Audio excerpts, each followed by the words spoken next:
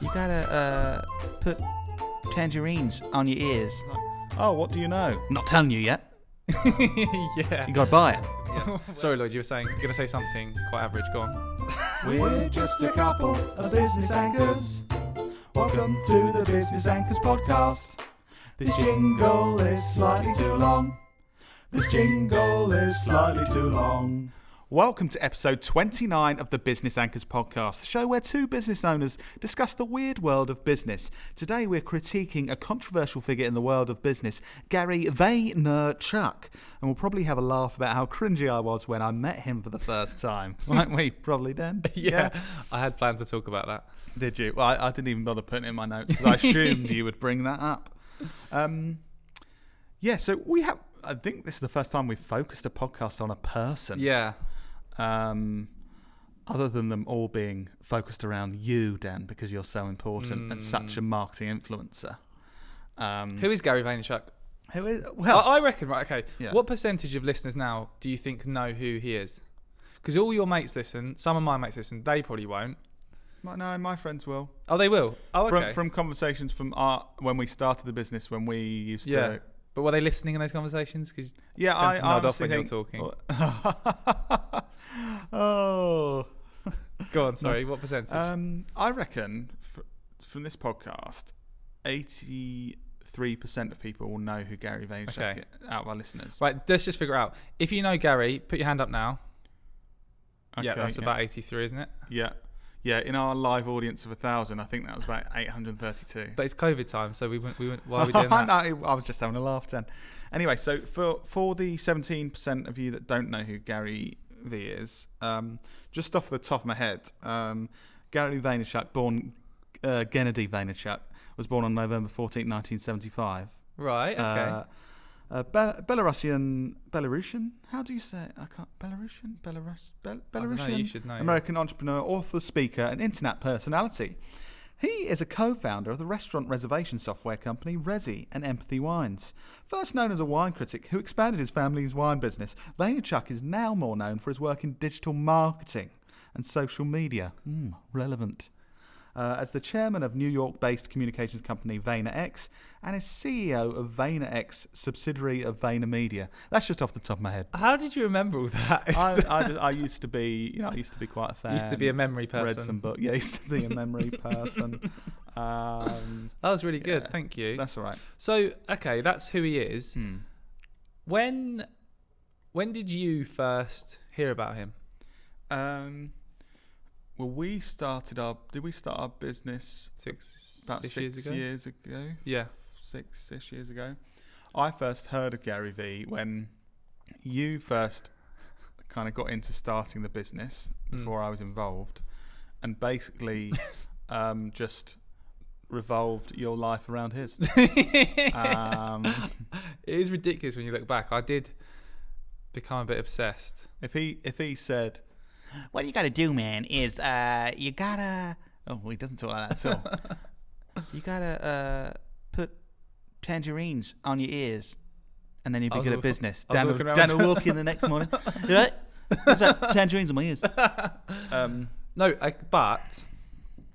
we are taking the piss a bit. But he genuinely, I think, what we learnt from him in that, especially in that first part of starting the business, I think completely shaped how where it had to get us to where we are today. I think it's had a lot less impact in the last few years, but I think definitely the first part from his books and his content. Those of you and his who podcast. don't know, obviously he, as I read in the intro, as I reminded you from my memory in the intro to who he is, he's obviously a successful business person, involved in lots of different businesses, and he's basically an influencer online as well. So he uses his stuff that he knows to do with business and things he learns and stuff, and shares everything basically, and that's why he's got such a big I think that's following. What stands him apart, his mantra of giving everything away for free, all of his knowledge, all of his best tips, and that's what's helped him. He was like one of the first people to kind of coin that way of doing things. Back in the day when Dad Knowlton,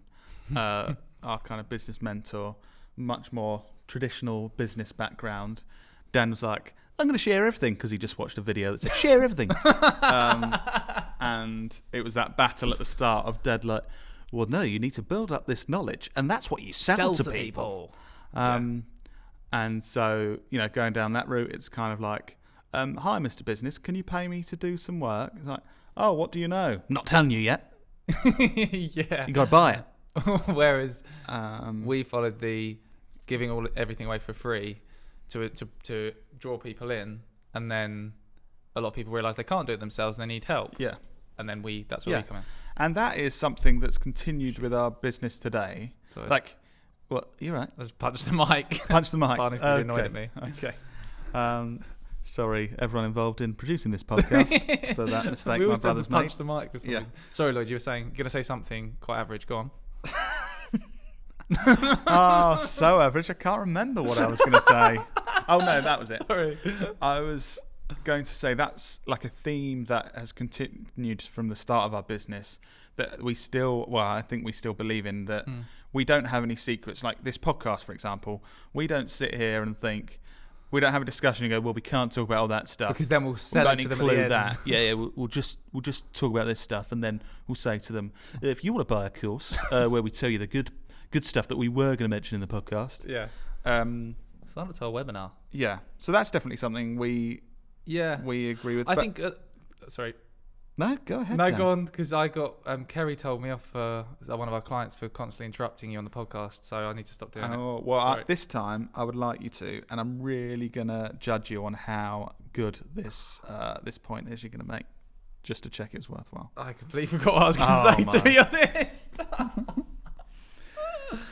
Okay, so there's a couple of things, Dan, moving this podcast forward in a positive direction. Yeah. And remembering what we're saying. There's obviously some stories we can tell of kind of our interaction with Gary Vaynerchuk over the years, and we can get back into that. But I think also I wanted to discuss kind of how I feel about his messaging in general, and whether other people listening to this podcast should listen to everything he's saying and stuff. Yeah. And then I thought it'd be fun towards the end of kind of looking at his key messaging and actually going through and saying, what do we would we agree with that, and is that what we'd recommend our listeners and other people to take to heart and really do? Is there anything that we'd be like, do not listen to him on this, it's bullshit, and anything in between, I guess? And I guess we're also going to talk about what he tweeted about you on the 25th of June 2020, right? Do you not remember that? Tweeted about me on the 25th of June? Literally you. I went and looked through all the tweets because I remember him tweeting about you. Anyway, we'll reveal that later on in the podcast. I do remember that, but I can't remember. That was only like 6 months ago. I just don't remember. Okay. But yeah, this sounds good. Cool. Okay. So first of all, can I give you my general... if people just want to listen to the next 5 minutes of the podcast, because they're not that bothered, but just really want to This is like the summary of your... Yeah, this is the summary of everything that cool. which is a terrible strategy for us recording a podcast to say, if you want to just listen to the main bit, listen to the next 5 minutes. But it's going to be so interesting. You'll be like, God, that guy Lloyd, I just wish I could listen to him more. Go on then. So, my opinion is, people's opinion on Gary Vee is mainly, oh my God, he's amazing. I'm going to put tangerines on my ears like yours. Oh, please, editor, can we edit tangerines on my ears at some point in this episode? Lucas will love tracking those on your ears. Yeah. Surprised when you just hear a loud no. Yeah. Or, oh God, I just punched the mic again. This is going down. Lloyd, we're professionals. Come on. Or people that think it's just a load of bullshit. He's just an influencer trying to make money and get more followers online. He doesn't care, and it's just rubbish. And I don't think either of those are right. But I think he gives really good advice on about 10 to 20% of what it takes to actually build a successful business. Yeah.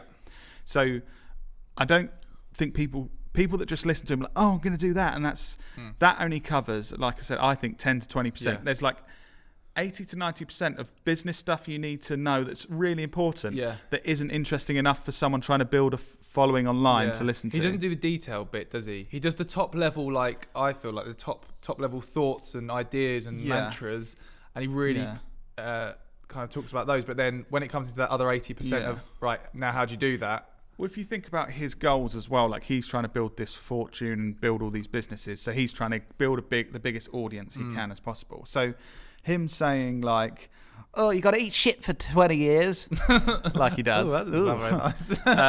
And then you can whatever. Yeah. Like that's it. You think, "Oh, I got to eat shit. Oh, all right. Better listen to this." But he won't say like, "Oh, the number one rule in business is make sure you have brilliant procedures in place to chase late payments for invoices." Yeah. Because obviously, no one's going to give a shit if Have he you been says eating that. shit? Do I need some chewing gum? Sorry, no joke. No, you're exactly right. So You're I think exactly you've got to right. understand where his motives. He's not gonna. His thing is, and I'm gonna give 100% the most accurate and best business advice to my followers. Yeah. His thing is, It's the I'm mindset growing thing. my audience and stuff, and this is what does that. Yeah. And that can be good advice, but yeah, he's not gonna say, "Oh, focus on those lead indicators to forecast your income." Yeah. Yeah, because that sounds That's rubbish and not boring. I find that stuff fun, but it's not as... Yeah, but you wouldn't, if you had a strategy of building a massive following online to get attention for your businesses, that's not what you'd be putting out on Instagram. So how has your opinion of him changed over the years? Because I don't think you would have said this 5 years ago. I certainly wouldn't have. No. But I am agreeing with you. I'm nodding along as you're talking. Like when I had the tangerines on my ears, Editor, Lucas, edit them on. about 6 months after you did, I think because coming from a position of naivety, starting a business, and we're relatively naive now. Like, you know, we'll be naive now compared to when we've been in business 20 years. Yeah.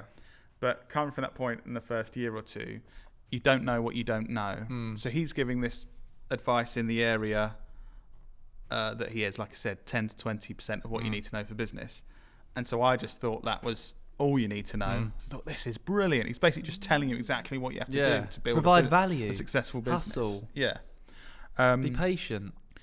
But I still think he provides some really valuable lessons and I think he's a good person. I genuinely do. Yeah. And I think he's a good person to listen to in a lot of cases. But I don't think he's God anymore. Yeah. Well, the tangerines have gone off your ears now. Yeah. I think that the trouble I see a lot of people, and I fell into this trap facing, is you listen to what he's saying so much that you try and become him. Like I remember when I used to speak at events when I had tangerines on my ears, and people ask questions and I just regurgitate stuff that he'd said because I thought that was like the answer, and everyone was like, "Yeah, this is brilliant." But I also see it with a lot of other entrepreneurs just copying everything he's doing. And yes, you can learn a lot to get to a certain point, but you really need to differentiate yourself from, and where I feel like we really started to progress was when we actually listened to other people other than just him. Yes, I think it's important to try and get advice from other people because you fall into the trap of just becoming a Gary Vee wannabe, and I definitely was one of those in the early days. A Gary wannabe. Yeah. But we went to his book signing, didn't we? Yeah. Me, you, and Dad. Yeah. Do you remember that? That was actually really good. Yeah, it was really good. It's got positives and negatives in my eyes. Why? What's the negatives, Lloyd? I'm interested to hear we've what already you're... talked about it on the podcast Well, back go in the on, early what? episodes. Well, just that I stood up and asked him a question. Well, no, I was supposed to stand up and ask him a question, but I just shouted, "I'm wearing a suit," and that doesn't give enough context for people to understand. But can you understand it? There's not like logic, is there? I think you put your hand up to ask a question, and I think you probably got quite nervous because he chose you, and you stood up and you didn't know what you were going to say, and your question went out your head, and you ended up just saying, "I'm wearing a suit." It's really embarrassing when you watch the clip back. I physically can't. I found that the clip's still online. There's a video of that. Yes. Lucas. There is. Oh, can we get? That's got to go in. Yeah. Oh, but then I can't watch or listen to the podcast. Oh no, let's put the audio of that in now. Hi Gary, it's Lloyd from Sky Blue Customer Service Experts. How are you? I'm good, thank you. I'm good. I'm wearing my suit, and hopefully I get noticed. We do think about that get feedback. noticed suit. You wore a suit to get noticed because you thought a lot of the other people wouldn't wear a suit?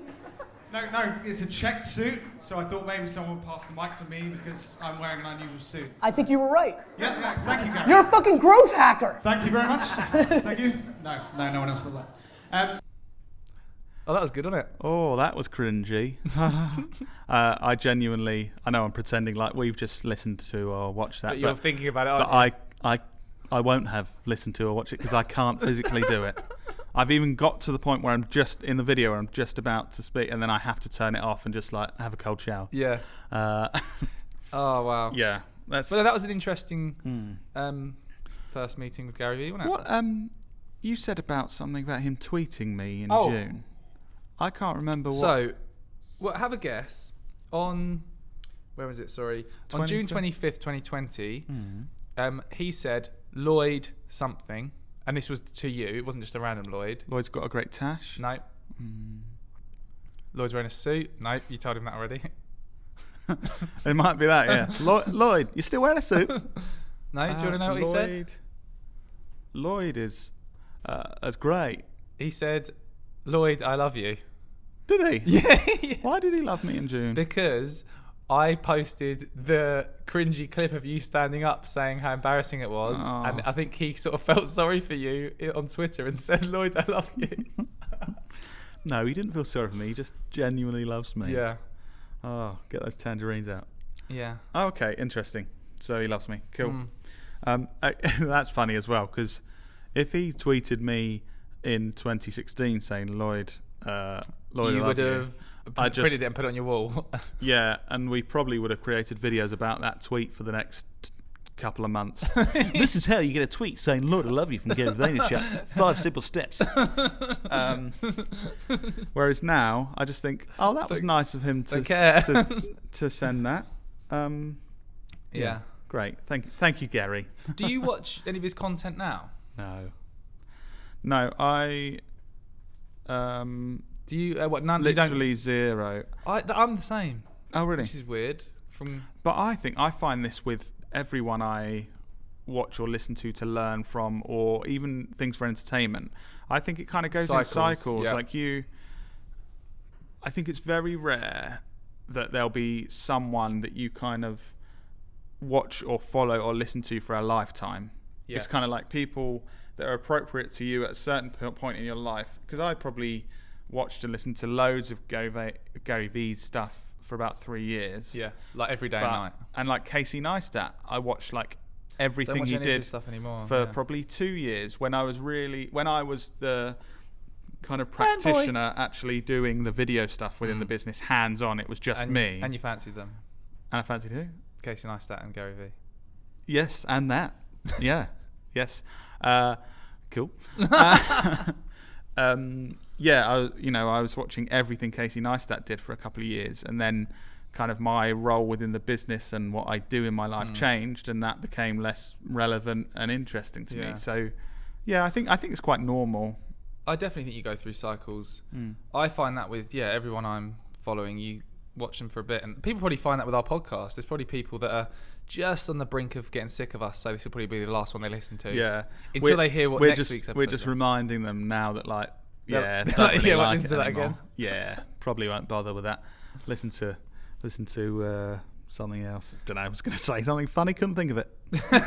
Cool. Another reason not to listen. This is such Remember when Lloyd used to be funny? Do you want to hear something sad? No. Okay, carry on. Cool. No, go on. Just carry on. No, just carry on. Go on. You want me to carry on? Yeah. Okay. So let's.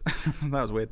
Let's critique some of his key advice now. Okay. So I'm going to say some stuff, and you tell me if it's great advice, shit advice, or in the middle advice. Should we actually come up with good names for different tier, like a tier thing? Okay. Cool.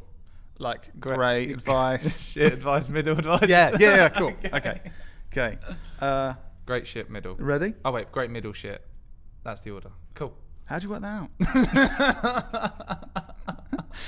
out? You ready? Yeah. I'll do my best Gary Vee impression. Focus on your passion. Middle.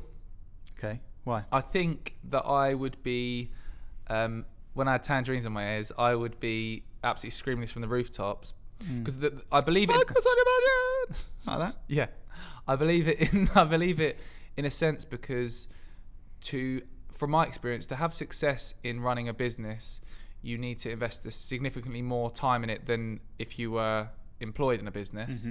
And to make that time, to motivate yourself to invest that time, if you enjoy what you do and you're passionate about it, it makes it easier and it feels like you're not working all the time. However, not everything you're passionate about has a feasible business around it. Eating peanut butter, yes, you could create a YouTube channel about peanut butter, potentially make some revenue from it, get sponsored, but the likeliness of you building a business around eating peanut butter is very low. So I guess it's important to manage your expectations of, if you're passionate about taking the piss out of me, are you going to build a business around that, Lloyd? I don't think I could. Yeah, so that's what I mean. So it's good when it works, there's potential and there's demand for a potential business around what you do, but I think it's kind of pulling the wool over people's eyes if they think they're just passionate about something, they can build a business around it. I guess what do you think? In reality, you can make money around anything. So peanut butter, yes, you can, but I guess there's only a certain amount of people that care enough about peanut butter to, and yes, you could become a peanut butter distributor, and make a business around that. But does that actually fit the skills you have? And actually, being passionate about peanut butter and then having a warehouse full of it and working out logistics of sending peanut butter around the country. Please start to get less passionate about it. It's like, are you passionate about logistics and lorries? As long as I've got peanut butter in them, then that's what I mean. It kind of takes it away, doesn't it? Yeah. It's like, oh, I love forecasting the costs I have to pay for staff to move peanut butter. Yeah. No one is passionate about that, are they? But I guess if you go down the tangent of building an audience who consume your content and then getting sponsored, like a YouTuber, I guess that sticks more in the realms of, you do focus most of your energy on that passion, but there is still other skills, like you say, you need to understand your income. How are you forecasting that? How are you managing your costs? Crunchy or smooth? Crunchy. Yeah, me too. Good. Cool. Cool. Next one. Go on. Oh, sorry. Do you want to go? I've got some, but you go on. Go for it. I can't do his voice, so I'm just going to say... Neither can I. I don't want to embarrass myself like you. Skills are cheap, passion is priceless. Skills are cheap, passion is priceless. This is obviously post Lloyd's Gary Vee days, because I don't remember saying. Skills are cheap, passion is priceless. So is the thinking behind that you can learn like how to do different things, but you can't learn to be passionate? Yeah. Okay. There's. We didn't. You didn't rate the last one. Which tier? I said middle. You didn't say what you thought. What was it? I've already forgotten. Passion something. Focus on your passion. Yeah. Focus on your passion. Quickly, just what. Shit. Okay, cool. Okay. Sorry, this one. What one are we talking about? Such a good podcast. Skills are cheap, passion is priceless. Skills are cheap, passion is priceless. Tier it. Tier it. I'd say shit. Because I think it just sounds like something that you go, what's a phrase that we can just put on Instagram? Yeah. Skills. Oh yeah, that's rather than what's genuinely good advice. Yeah. Go on. Yours. Okay. Stop giving a fudge what other people think. I'd say it's kind of shit, because I think I'd tier it as shit. Right. I think it's misleading. Okay. I think I like the sort of idea around, if you focus too much energy on other people's opinions, it can take you to a really negative place, because you're looking for external kind of recognition. Yeah. But also, I think it is important to listen to feedback from, if I was just internal and doing stuff and not listening to your feedback or anyone else's, then I would just... I think it's good, but Do you think it's good? Yeah, I do, but I would rephrase it as stop giving a fudge what most people think. Okay. Because I think in growing a business and probably just in life, what 95% of people think about what you're doing doesn't matter at all. Probably 99%. But I would want to be listening to people that have been there and done it with what I've already done. People that are more experienced than me that can give me advice. If you just said, if someone's done something for 20 years that you want to achieve, why would you say, doesn't matter what they think? Yeah. Yeah, it's like it does matter what does. they think, and you don't have to listen to 100% of Yeah. it, but it definitely matters. Yeah. So I think it's good because it's almost a good piece of advice, I think, but just with that kind of caveat of don't just ignore everyone, because then you're probably going to be a bit of a dick. And so you're going to go good. Yeah. I'll go shit with that. Okay. I'll stick to my guns. Okay. Cool. You can market your ass off, but if your product sucks, you're dead. Yeah. I think say that's that's good. Yeah. I So think what does that mean, Lloyd? you can market your ass. Say it again, You please. can market your ass off, but if your product sucks, you're dead. Yeah. So in marketing, in our world of marketing, I think we can sell anything if we put enough work into it. But that's the short-term sale. Yeah. So we could sell say one of Gary Vee's books. Yeah. We could sell that to loads of people if we wanted to. If it's rubbish, Or if it's blank inside when people open it. people are going to feel negative about him, think it's rubbish, return it, or if they don't return it, they're never going to buy anything from him and react negatively to anything they see in him online. If it's good, completely changes it, and they want to buy more stuff. They want to follow him. They want to tell people about him. So basically, because this is part of our kind of critiquing process with who we work with in our business. I was going to say that. It's a big decision for us. It's not just are you willing to pay us money for our services? It was when we started. Yeah. When you're desperate to work with anyone. But now it's not, is it?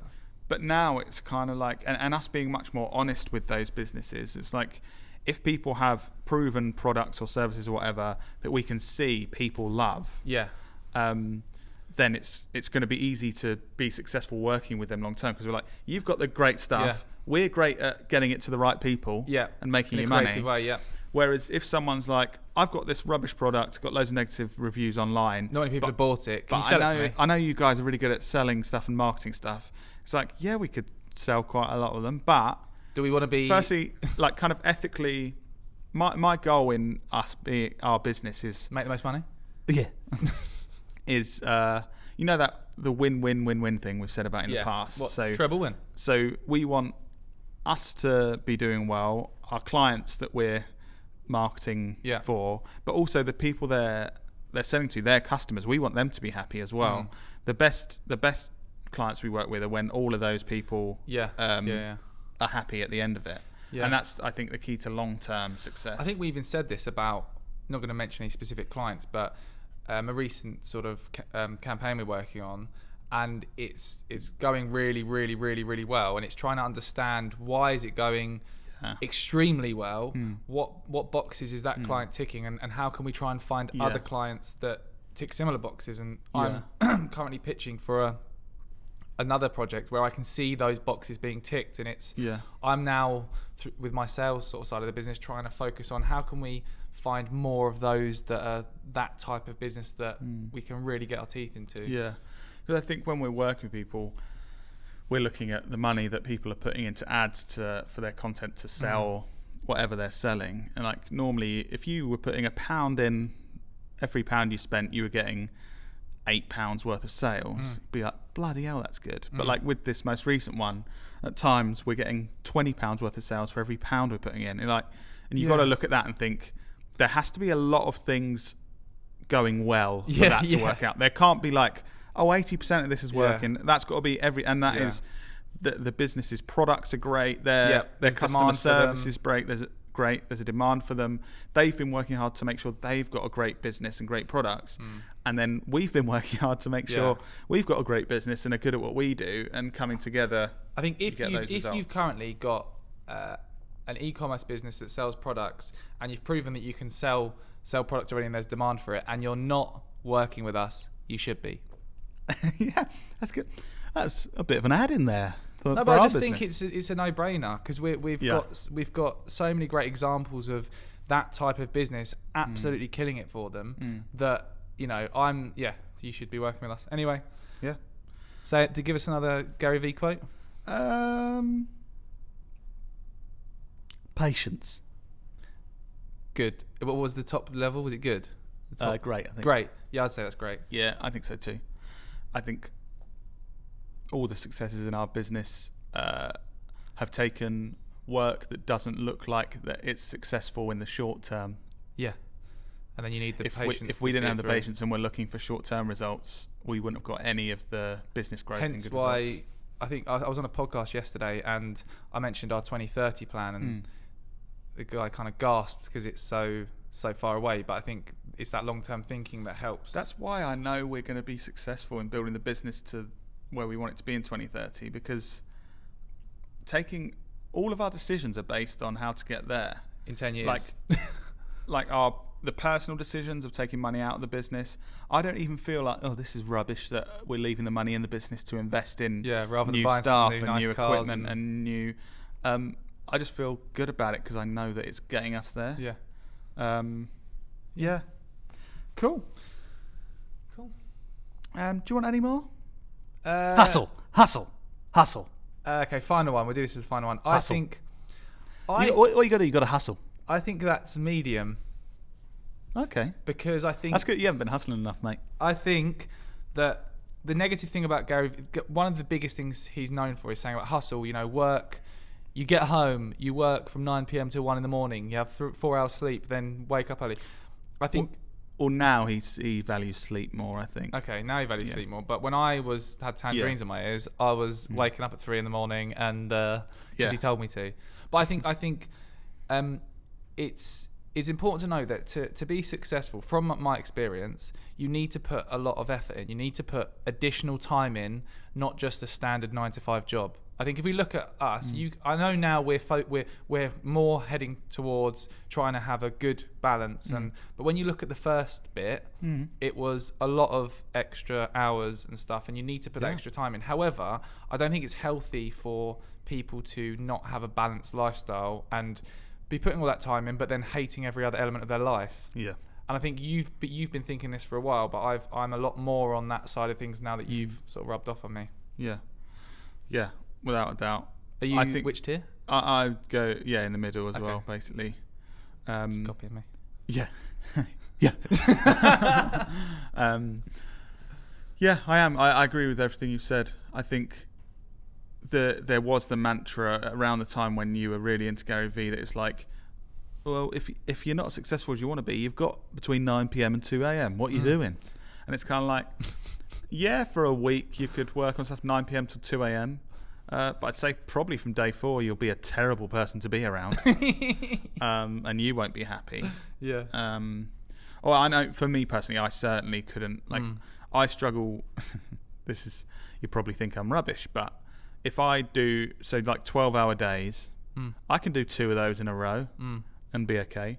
Probably if I did 3 even 12-hour days, like you get a bit 8 grouchy, till 8, you get a bit tired, don't you? I'd get tired and be rubbish at my job and my home life. Yeah. So it's kind of like, I know that for me personally, I can't function like that. Yeah. So why would I try? Because I know it's going to be worse for everyone involved. You're a way nicer person when you're not doing that.